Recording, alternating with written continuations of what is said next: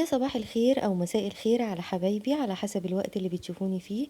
ازيكم عاملين ايه؟ يا رب تكونوا بخير. النهاردة بإذن الله هعمل لكم كريمة سهلة جدا، هي كريمة البستري أو كريمة الحلواني أو الكاستر.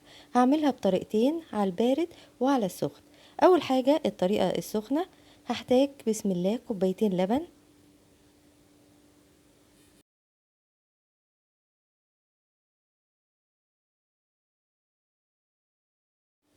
وثلاث معالق سكر كبار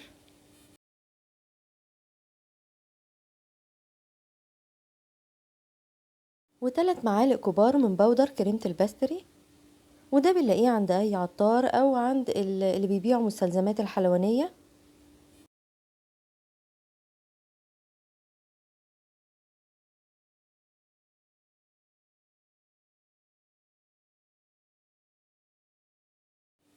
وبنقلب بقى كل المكونات دي الاول على البارد زي ما انتوا شايفين كده، عشان البودر يدوب في اللبن وما يعملش ليا اي تكتلات.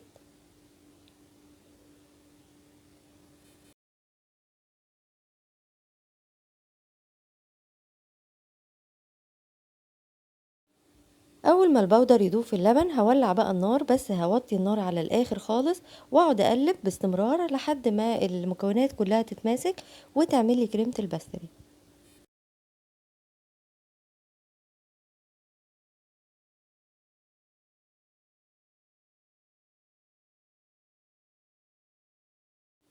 كده الكريمة بتاعتي بتغلي وخلاص اتمسكت.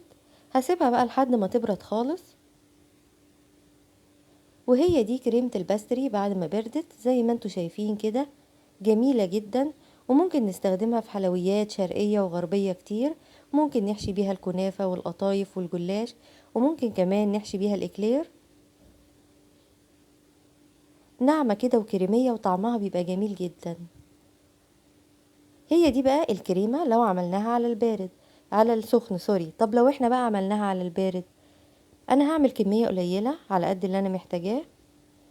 3 معالق صغيرين من بودرة الباستري، هحط عليهم نص كوباية لبن، وهقلب على البارد زي ما انتوا شايفين كده لحد ما اوصل للقوام اللي انا عايزاه. طبعا انا لو عاملة كمية اكتر ممكن استخدم المضرب الكهربائي، هيسرع لي اكتر.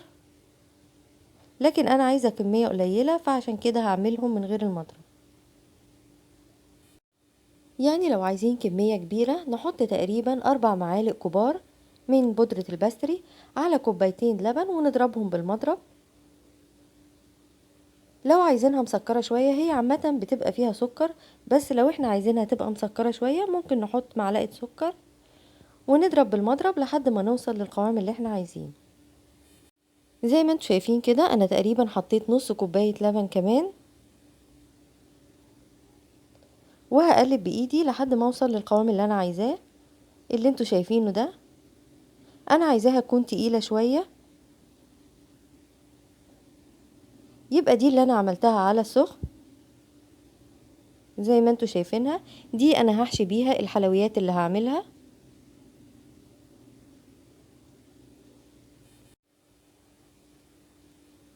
ودي بقى اللي انا عاملاها على البارد. انا عاملاها تقيلة شوية عشان هزين بيها الحلويات بتاعتي من الوش. اهم حاجة زي ما قلتلكوا، لو انا بعملها بايدي زي ما انا بعمل كده لازم اقلب كويس عشان اتأكد ان البودر داب كويس في اللبن، وفي الاخر يديني النتيجة اللي انا عايزاها. ودي الوصفة بتاعتنا النهاردة. لو الفيديو عجبكم ما تنسوش لايكات كتير للفيديو وتشتركوا في القناة وتفعلوا الجرس.